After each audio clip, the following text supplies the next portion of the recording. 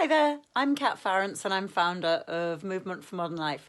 And I wanted to check in with you and find out how you're doing. Are you okay? There's a lot of worry at the moment, there's a lot of fear at the moment.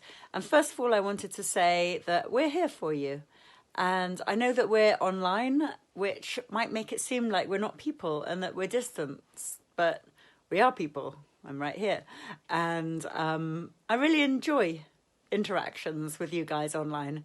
So come in, join the conversation, and let's make sure that we stay connected. Now is more important than ever to connect with each other. So do come and say hi. And the next thing that I wanted to just talk about is fear. There's a lot of fear at the moment. I know it's easy to say, but fear is a choice. Fear is just an emotion which we can choose. It's not the reality for here and now. We're all going through what we're going through, and we can choose how we feel. Remember that fear brings into our bodies actual physical reactions and physical responses. So fear will bring the stress response, and the stress response means that our bodies aren't able to heal because they're literally stressing, thinking that we're about to be killed by something or other. So try to stay calm, try to keep joy, try to keep your gratitude practices, try to keep the things that you always enjoy in the day. And that will be the way of keeping healthy. Because when we have our fear response, it just isn't healthy for us to, for our bodies to heal. So just try to feel as good as you can and do the usual practices that you always do that'll help you. Social media, well, there's a lot on social media at the moment, a lot of hoaxes, there's a lot of fear. If I were you, I'd stay clear of that, just stick to the trusted sources of the news, and keep it at a minimum for right now. There are loads of other things that we can do to keep ourselves healthy, and now it's a really important time to keep as well and healthy as possible. I'm recording this from my bedroom. Take a rest. Give yourself an afternoon nap.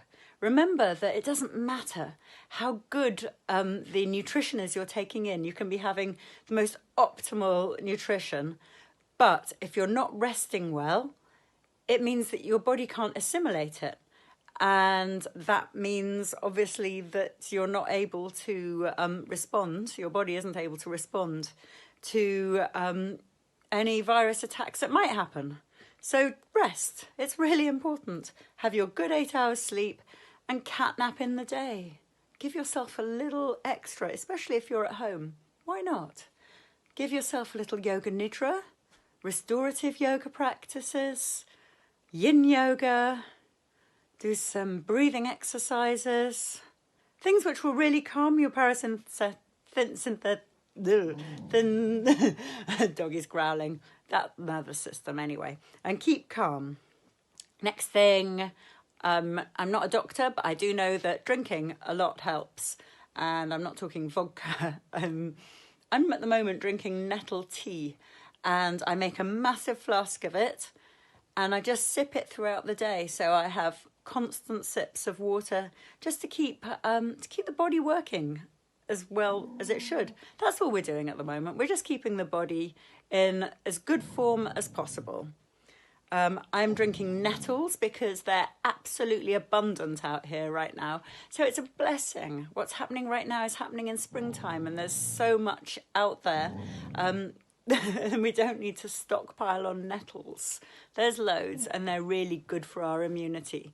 So nettle soup, nettle tea, it's brilliant. I'm also gorging myself on wild garlic, which is a brilliant anti-inflammatory, and it's so good for us. So do see if you can take a walk in some woodlands and find some wild garlic. Other things that I am doing, I'm yogaing. Yeah, I'm sticking to my practice. My daily practice is important. And I'm doing things that make me giggle, like having these doggos.